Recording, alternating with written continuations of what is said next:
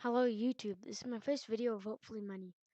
On this channel I will be talking about World War II historical vehicles. That includes tanks, planes, and ships. In the background of each of my videos there will be the aircraft, tank, or ship I'm talking about. The footage will be taken from the game War Thunder, but this only includes the footage of the tanks and planes. The footage of the ships will be taken from the game World of Warships.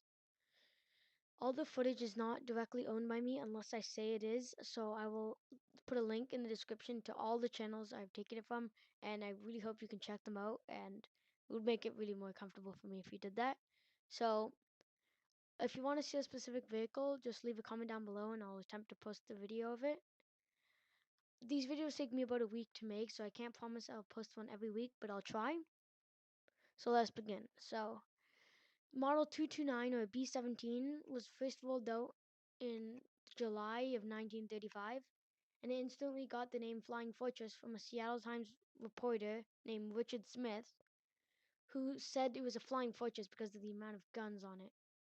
Boeing, the company who made the plane, seeing an amazing marketing campaign opportunity, coined the name instantly.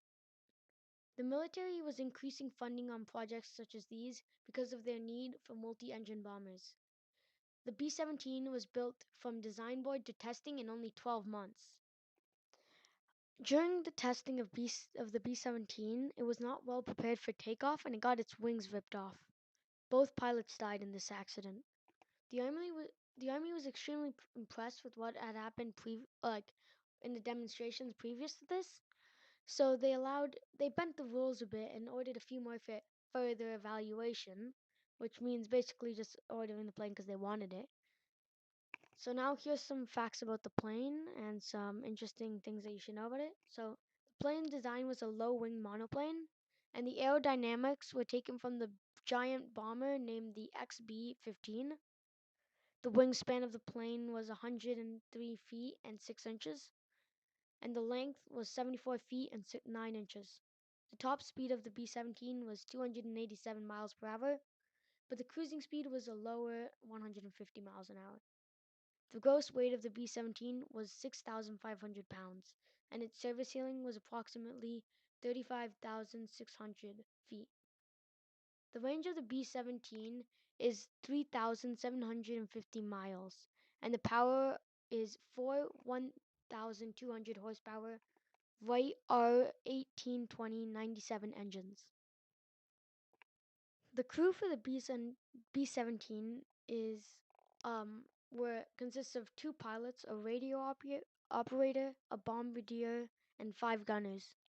The weaponry of the B-17 consists of 11 to 15, depending on the pilot's choice or the mission needs, and all of those machine guns are 50 caliber. The total bomb load of the B-17 was 9,600 pounds. As the footage plays over, talk about a story of a B-17 pilot named Charlie Brown. So I was flying back from his way to Germany after a bombing mission. He was already shot up and his right wing was extremely damaged. Both of his ailerons were completely ripped off, and many of his crew members were dead, including the gunner, and his other gunner was completely incapacitated, while his radio operator had a shred of glass in his eye and was out of commission. They were flying down over a German air base where a German Luftwaffe pilot named Franz Stigler, noticed the plane, and he had already shot down 2 B-17s previously. And if he continued and shot down 3, he would have gotten the Knight's Cross, which is a very honorable thing to get, especially in the German military. He flew up, and as he looked through the cockpit and the side of the plane, seeing the massive airframe damage, he saw the crew members struggling inside, trying to help each other. His previous instructor always told him, "You never shoot a man in a parachute, or I will come over and shoot you." He was a very honorable pilot, and he noticed that if the B-17 was like that man in the parachute, it could not do anything. None of its weapons were ready. It was completely immobilized. All it was a sitting duck, and all he needed to do was shoot it down, and he would have gotten his Knight's Cross. But Franz Ziegler decided to do the right thing and followed it. At first, he tried to communicate with the pilot by using hand gestures. The pilot didn't understand any of these, and what Franz Stigler was trying to do was he was trying to direct him to Sweden where he could land and stay in a neutral zone. The pilot, Charlie Brown, did not notice what he was doing, and he got scared initially, but since the pilot wasn't doing anything, he relaxed and he just looked at him.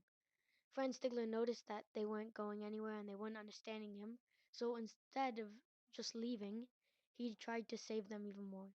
He stayed right beside the plane, signaling to German flak to not fire, and he escorted them all the way to England without getting a single shot of flak hit at them. By over the English Channel, when they were arriving at England, he split off, saluted, and that was it. They hadn't met until 2002, where Charlie Brown sent a newspaper out looking for a mysterious German pilot.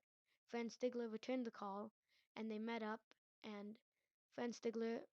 Charlie Brown invited Franz Stigler to a boat where his whole family was there, and he told him in the crowd, he said, if it wasn't for you, none of these people here would be alive.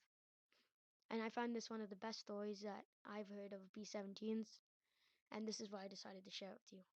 Well, good luck. Remember, check out the channels in the description because they got the footage and I really like to thank them for it. So, thank you. This is going to be my first episode, so see you guys.